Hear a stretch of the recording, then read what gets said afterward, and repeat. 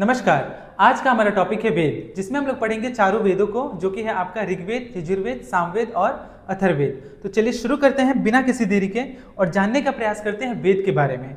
लेकिन वेद शुरू करने से पहले हम लोग कुछ इंपॉर्टेंट तथ्य हैं जो कि एग्जाम में पूछे जा सकते हैं, उसे हम लोग पहले डिस्कस कर लेते हैं। जैसा कि आपको पता है कि वेदों की जो संख्या है वो टोटल कितनी है। वेद के बारे में डिस्कस करने से पहले सबसे पहले मैं ये बताना चाहूँगा आप लोगों को कि जो वैदिक पीरियड था, ध्यान दीजिएगा, वेरी वेरी इंपॉर्टेंट, जो वैदिक काल था, वैदिक काल को दो भागों में बांटा गया था। वैदिक काल को टोटल कितने भागों में बांटा गया? दो भागों में। एक है आपका ऋग वैदिक काल, वेरी वेरी इंपॉर्टेंट, ऋग वैदिक काल, और दूसरा है आपका उत्तर वैदिक काल। उत्तर वैदिक काल, ऋग वैदिक काल में हमको केवल पढ़ना है ऋग्वेद के बारे में, और वहीं अगर हम बात करें उत्तर वैदिक काल में, तो उत्तर वैदिक काल में हमें पढ़ना है टोटल 3 वेद के बारे में।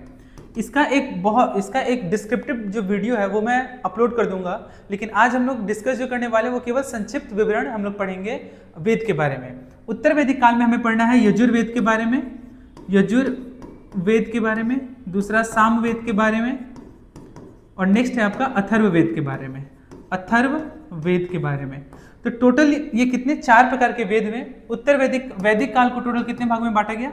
ऋग्वेदिक काल और उत्तर वैदिक काल, यानी कि 2 भागों में बांटा गया। ऋग्वेद जो है वो सबसे प्राचीनतम वेद है, सबसे प्राचीनतम वेद है, ये भी आप ध्यान में रखेंगे। लेकिन जो अथर्ववेद है इसे नया वेद भी कहा जाता है। क्यों इसे नया वेद कहा जाता है? क्योंकि इसका जो संकलन है वो काफी लंबे अरसे बाद हुआ। तो एग्जाम में कभी कभी क्वेश्चन पूछा जाता है कि त्रैवेद किसे कहा जाता है? तो त्रैवेद वेरी वेरी इंपॉर्टेंट, त्रैवेद है, त्रैवेदों में टोटल 3 वेद आएंगे, और वो 3 वेद कौन कौन है? तो पहला वेद आएगा आपका ऋग्वेद, दूसरा यजुर्वेद, और नेक्स्ट है आपका सामवेद। तो त्रैवेद में इन तीनों वेदों के बारे में रखा गया है, जो कि आपका ऋग्वेद, सामवेद और यजुर्वेद, वेरी वेरी इंपॉर्टेंट। और वहीं अथर्ववेद के बारे में बात करेंगे तो अथर्ववेद को त्रैवेद में नहीं रखा गया है। कुछ इंपॉर्टेंट तथ्य हम लोग और जानने का प्रयास करेंगे कि जो वेदों की जो संख्या है, वेदों की जो संख्या है वो टोटल कितनी है? 4।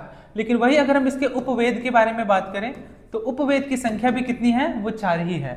नेक्स्ट है आपका वेदांग कितने हैं? तो वेदांग कितने हैं? वेदांग की संख्या 6 है। लेकिन वही अगर हम बात करें कि वेदांत की संख्या कितनी है, तो वेदांत की संख्या 108 है। इसी वेदांत को उपनिषद भी कहा जाता है।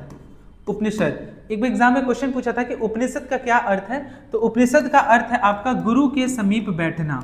गुरु के समीप बैठने को ही क्या कहा जाता है? उपनिषद कहा जाता है। क्योंकि उस समय तो कॉपी किताब होते नहीं थे, तो गुरु के समक्ष बैठकर के हिस्से से क्या करते थे? ज्ञान अर्जित करते थे और उसे अपने दिमाग में रखते थे। तो वही बातों को सुनी गई और उसे फिर बाद में क्या कही, उसका संकलन या फिर उसको रचा गया,